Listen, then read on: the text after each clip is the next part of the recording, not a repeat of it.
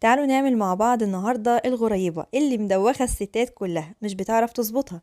هقولك النهاردة على كل أسرارها اللي يخليها تطلع معاكي أحلى من الجاهزة مليون مرة وتعرفي تظبطيها 100%. قد ايه جميلة وناعمة ودايبة دوب كده زي ما انت شايفين. يلا بينا نسمي الله ونصلي على الرسول عليه الصلاة والسلام ونبدأ في المقادير بتاعتنا. اول حاجة كده معايا خالص هو الدقيق. النهاردة هنمشي بخطة 4-2-1. هو احنا هنلعب كورة؟ لا مش هنلعب كورة، احنا هنعمل غريبة. 4-2-1. ايه هما الاربعة هما الدقيق، والاتنين هما السمنة، ولازم تكون ساقعة ولازم تكون من نوع جيد قوي قوي لان الغريبة حساسة قوي في نوع السمنة بتاعتها. ونص السمنة واحد هيبقى سكر بودرة. يبقى 4 نصهم 2 سمنة، نص الاتنين واحد اللي هو هيبقى السكر البودرة معي. تمام. نبدأ أول حاجة كده نقول بسم الله ونجيب العجان بتاعنا أو مضرب كهرباء أو إيدك أيا كان اللي هتشتغلي بيه.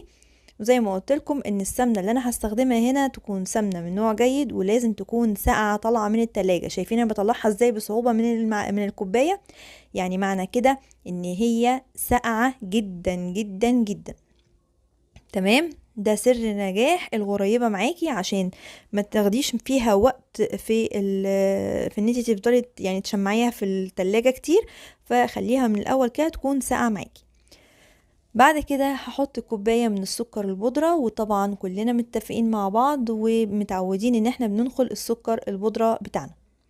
هنبدأ بقى نخلط السمنة اللي احنا حطيناها مع السكر البودرة كويس جدا جدا جدا، سواء بايدك او بمضرب كهرباء او بعجان ايا كان في التلاتة او بمضرب حتى يدوي، لحد ما تبقى القوام بتاعها يبقى ابيض وفومي كده ويبقى هش وعامل زي الكريم شانتيه بالظبط. طبعا مش هي دي المرحله اللي انا عايزه اوصل لها خالص، انا كده بس بقلب عشان لو في جزء ما تقلبش كويس فباخد اللي فوق تحت واللي تحت فوق بقلبه عشان يتقلب معايا كويس او ينضرب بمعنى اصح كويس جدا. ضربتهم كويس قوي قوي زي ما انتم شايفين لحد ما بقى القوام شايفين بقى عامل ازاي. بقت بيضه قوي وبقت كمان هشه زي الكريم شانتيه التقيل كده. هنبدأ بقى نشيل في المرحلة دي المضرب السلك ده ونحط بقى الكف. بس قبل ما نحط الكف هنحط كمان الاربع كوبايات من الدقيق اللي احنا قلنا عليهم في الاول.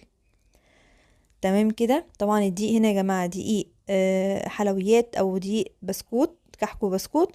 وكمان انا نخلاه حطيت كمان نقطتين كده من الفانيليا يعني ايه تدي طعم بس للغريبة. لو مش حابة تحطيها خلاص مفيش مشكلة. هنبدأ بقى دلوقتي نحط الكف ونبدأ بقى نخلط الدقيق مع المكونات الأولانية اللي احنا حطيناها اللي هي السكر والسمنة. طبعا في الأول أول ما بتخلطي بتحسي ان الدقيق معاكي فرول كده بقى عامل زي حبات الرمل اهو زي ما انتم شايفين. هتقولي طبعا باظت، لا ما باظتش، استمري في الضرب تاني هتوصلي لمرحلة تانية برضو هوريها لك دلوقتي. يعني لما ضربت كمان شوية وصلت لمرحلة تانية. ايه هي بقى المرحلة دي؟ بقت عجينة ناشفة ناعمة اهي. لا مش هو ده اللي انا عايزه اوصله برضو. هتستمري تاني في الضرب لحد ما توصلي بقى للعجينه اللي انت شايفاها الملزقه دي. شايفاها ملزقه في ايدي ازاي؟ هي دي اللي انا عايزه اوصل كده. خلاص يبقى احنا كده وصلنا للقوام المظبوط. هنبدا بقى دلوقتي نحطها في بوله وهنبدا نحطها في التلاجة تشمع او تسقع معايا عشان اعرف اشكلها لمده حوالي ساعه او ساعتين. حلو كده الكلام. طيب بعد الساعة او الساعتين هنعمل لها تيست في الفرن.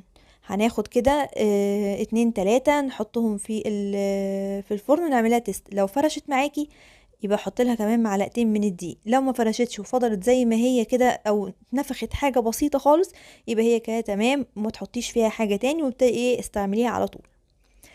طيب انا دلوقتي عملت لها تيست ولقيتها تمام، بدأت اشتغل على طول بالعجينة. حطيت معايا بقى هنا اي حاجة انت عايزة تزيني بيها الغريبة. طبعا هنا الغريبة بدأت اكورها لكور صغيرة جدا على حسب الحجم اللي انت عايزاه. انا بحبها تبقى صغيرة مني قوي يعني ما تبقاش كبيرة. حطيت في اول واحدة مثلا حتة نص بندقية، وحطيت اللي هي الفستق واحدة فستق. ممكن تحطي اللي هي الفروتة المسكرة، ممكن تحطي سوداني، ممكن تحطي زبيب، ممكن تحطي الخرز اللي هو اللي احنا بنجيبه بتاع الغريبة ده المشهور قوي يعني اللي هو ده. فعندك حاجات كتير جدا ممكن تحطيها للغريبة، وممكن ما تعمليش فيها لا ده ولا ده ولا ده وتخليها سادة خالص برضو هتبقى شيك قوي وحلوة وجميلة. تمام. خلصنا الكمية كلها بالطريقة اللي انتوا شايفينها دي. نيجي بقى لمرحلة التسوية. مرحلة التسوية انا عندي طريقة حلوة جدا للتسوية، ان انتي بتعلي درجة الحرارة بتاعة الفرن بتاعتك على اعلى درجة، وتسخنيه كويس قوي قوي قوي، وبعد كده تروحي جايه مدخله فيه الغريبه. واول ما تدخلي الغريبه تروحي جايه موطيه النار على درجه حراره 170. خلاص، الحركه دي بتخليها تاخد صدمه اول ما تخش الفرن، لا تفرش منك ولا تعمل معاكي الحاجات اللي انتوا بتشتكوا منها دي خالص. هتقعد معاكي من تلت ساعة لنص ساعة في الفرن على النار الهادية دي، لحد ما تبدأ تاخد لون من تحت. يعني بدأت كده تاخد لون ذهبي من فوق، مش تاخد اللون نفسه، لا بدأت تاخد اللون. فخلاص كده هنطفي عليها ويبقى كده تمام. طبعا النار بتبقى شغالة من تحت فقط لا غير، لا في مروحة ولا في شواية، احنا بنستخدم النار من تحت بس. شايفين بقى عاملة ازاي؟ شايفين من تحت اخدت لون بسيط جدا جدا، ناعمة ودايبة دوب.